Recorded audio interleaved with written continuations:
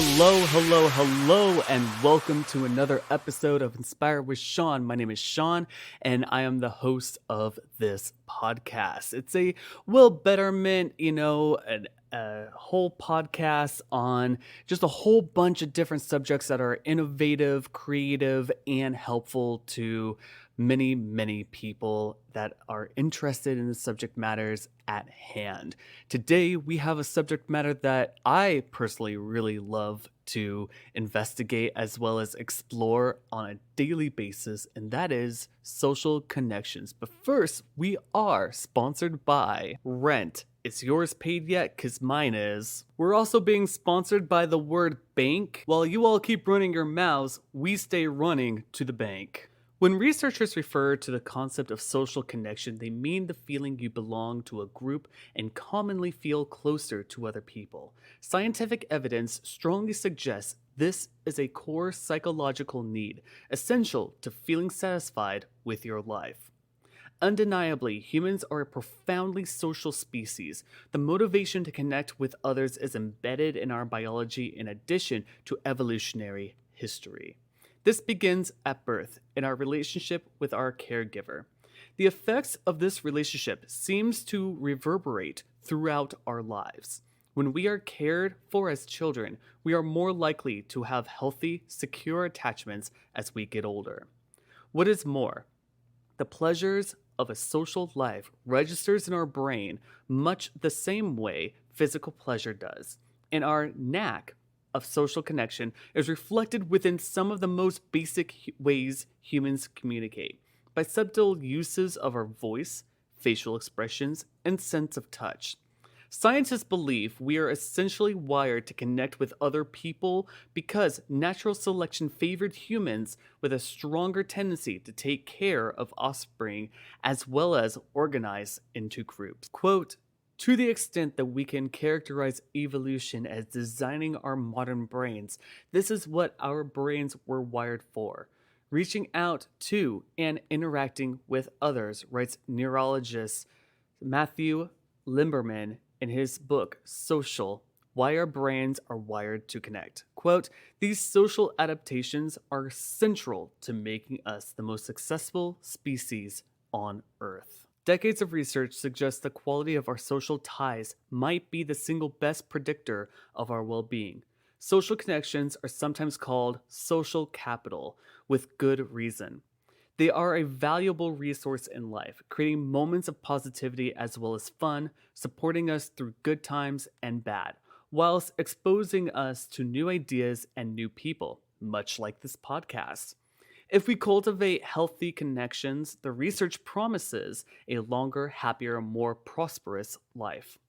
Quote, resonant relationships are like emotional vitamins, sustaining us through tough times and nourishing us daily, writes Daniel Goleman in Social Intelligence: The New Science of Human Relationships.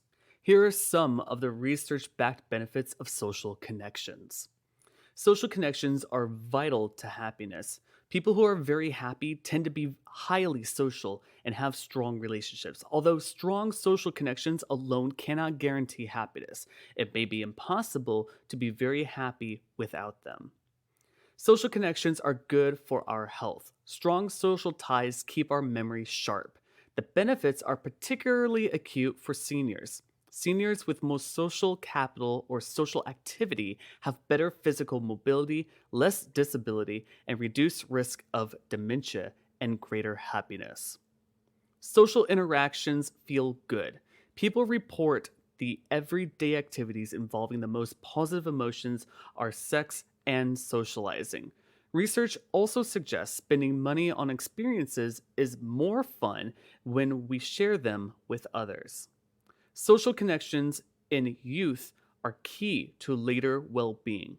According to a survey which followed nearly 300 men over the course of more than 70 years, intimate relationships, a loving childhood, empathy, and warm relationships as a young adult are the best predictors of economic success, physical health, as well as flourishing in life. In another study, being socially connected was a more powerful predictor of adolescence, future happiness than academic achievement. Boys who are more socially integrated in childhood and adolescence tend to have lower blood pressure, including body mass index, in adulthood. Social connections could help us live longer. There is some evidence having more supportive friendships, including more cohesive family and community relationships, could reduce the risk of fatal heart attacks. Getting married boosts our happiness in the short term, though it eventually returns to its pre marriage levels. However, marriage does seem to buffer against the declines in happiness which occur over time among singles, including among seniors with health problems. Marriage is more likely to boost your life satisfaction when couples have similar levels of education. Having a broad range of social ties, from acquaintances to close friends to significant others, may be good for our health and professional success. On the flip side, social isolation and loneliness are bad for our health. The more socially isolated older adults are, the more they tend to be inactive, smoke, and have higher blood pressure and other risk factors for heart disease. Several studies suggest socially isolated adults also have an increased risk of death.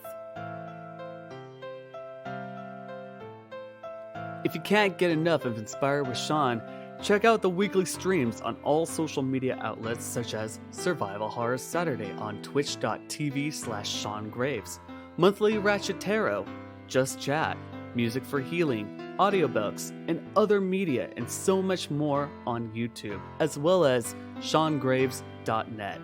Thank you so much for the support, and now back to the pod.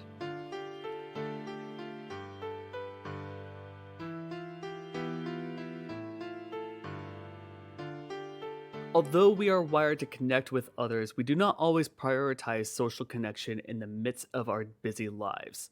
No matter who you are, there are likely ways which you could grow your social network, build deeper connections, as well as cultivate healthier relationship habits.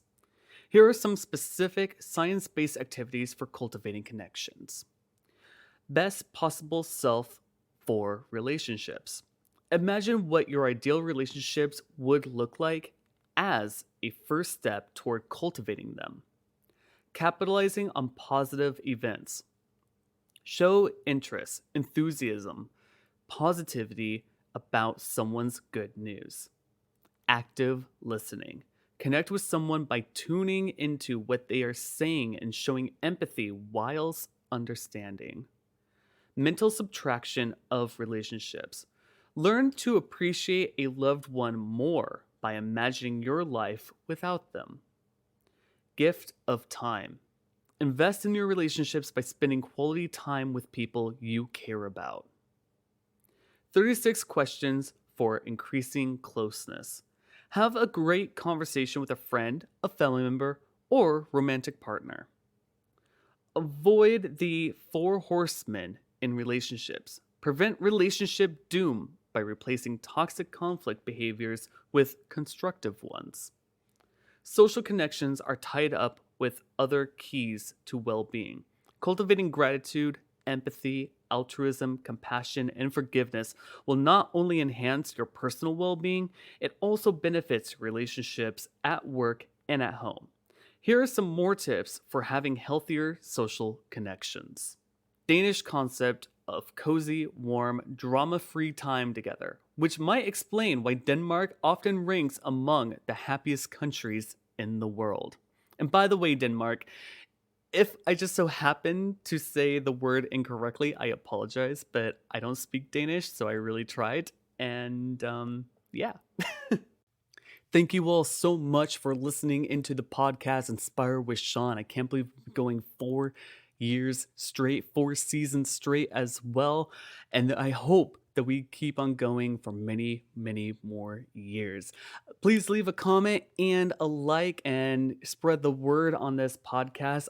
It would really mean a lot to me, as well as the guests here who take the time to support the podcast as well. Humble beginnings, right?